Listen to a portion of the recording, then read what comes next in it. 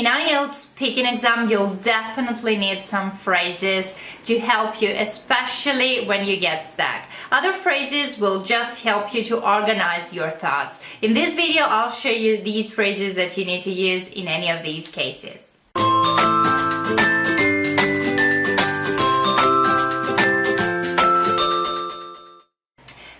This is Doris, I'm a teacher of English, and today I want to share with you some phrases that will help you during your speaking exam. So let's get started.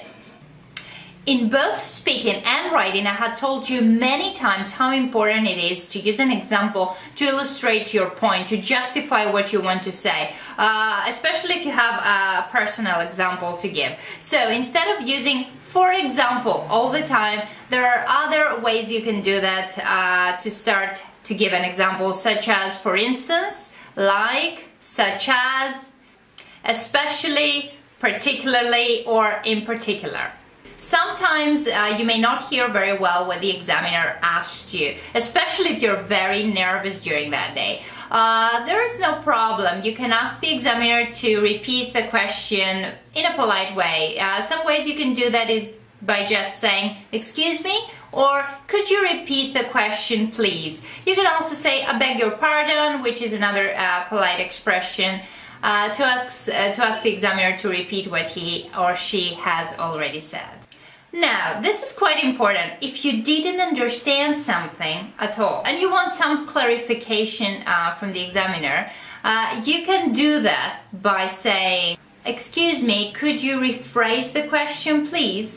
Or you can also ask, "What do you mean exactly?" If you have an idea, but you're not exactly sure, you can start by saying, "Do you mean that?" and you move on by saying what you have understood.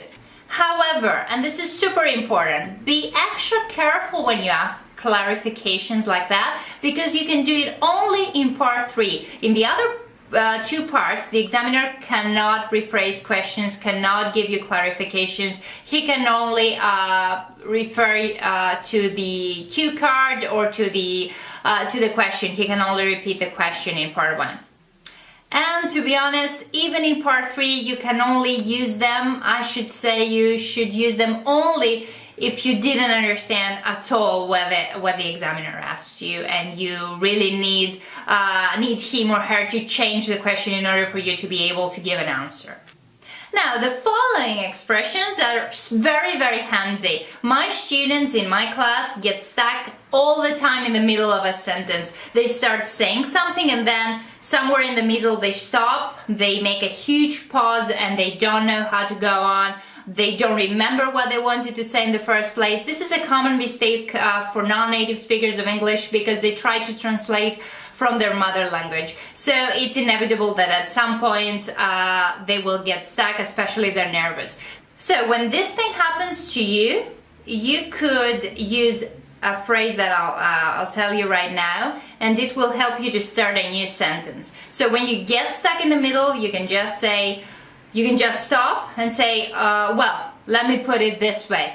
And you start by forming a new sentence, forgetting the previous thing you wanted to say or the previous structure. So you use, "Let me put it this way," or you can also say, "You know," and you start by saying something new, by giving maybe an example of some kind. Or another phrase you can use is, "Well, what I mean by that is that," and you move on by saying what you wanted to say or something else, but in a different structure, that it will actually help you finish your sentence, finish what you wanted to say in a more smooth way, okay? So these phrases are your 3 friends if you get stuck. So if you remember to actually use them, they will greatly, greatly help you to wrap up your point and start a new sentence and just finish what you wanted to say without any awkward feeling, you know?